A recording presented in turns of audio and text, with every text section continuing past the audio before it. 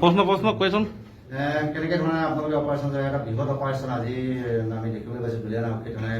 দুলীয়াজান আৰক্ষীয়ে ধৰিবলৈ সক্ষম হৈছে বিশেষকৈ সমগ্ৰ অসমতে ড্ৰাগছৰ বিৰুদ্ধে অপাৰেশ্যন চলি আছে আপোনালোকে কেনেধৰণে দুলীয়াজানত আজি অপাৰেশ্যনটো হেৰি কৰিছে আৰু কেইজন ধৰিছে আৰু কিমান ড্ৰাগছ ধৰিছে আৰু ভাং ধৰিছে আমাৰ আচলতে গোপন সূত্ৰৰ ক্ৰম খেদি আমাৰ দুলীয়াজান আৰক্ষী থানাৰ ভাৰপ্ৰাপ্ত বিষয়া ৰূপজ্যোতি দত্তৰ নেতৃত্বত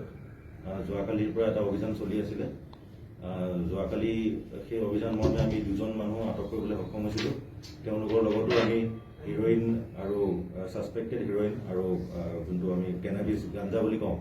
সেইটো আমি ৰিকভাৰ কৰিছিলোঁ যথেষ্ট পৰিমাণে তাৰপিছত আমি যোৱাকালি সেইটোৰ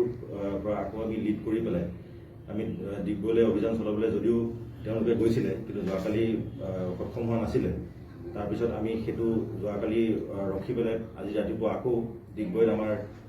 তেওঁৰ নেতৃত্বত গৈ পেলাই এটা দলে ডিগবৈৰ পৰা আজি huge amount of heroine suspected heroine আৰু গাঞ্জা ৰিকভাৰ কৰিবলৈ সক্ষম হৈছে আৰু এতিয়া আমাৰ এই অভিযানটো অব্যাহত থাকিব বৰ্তমান আমি 5জন মানুহ আটক কৰিছোঁ তেওঁলোকৰ 5জনৰ ভিতৰত এজনী মহিলাও আছে আমি তেওঁলোকক সোধপোছ অব্যাহত ৰাখিছোঁ এই সোধপোছৰ ভিত্তিত আৰু যদি আমি কোনোবা পাওঁ এই ড্ৰাগছৰ লগত জড়িত তেওঁলোকক আমি আটক কৰিবলৈ চেষ্টা কৰিম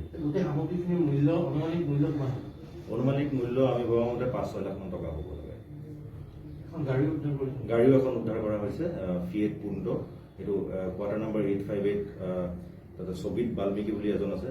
তেওঁৰ পৰা এখন টোটেল গাঞ্জা কিমান পাইছে গাঞ্জা 25 কেজি মান হ'ব মূল্য কিমান হ'ব তাৰ গাঞ্জাৰ মূল্য ধৰি লওক আপুনি 2 লাখ মান হ'ব এটা কথা আমি জানিব পাৰিম যেনেকৈ আপোনালোকে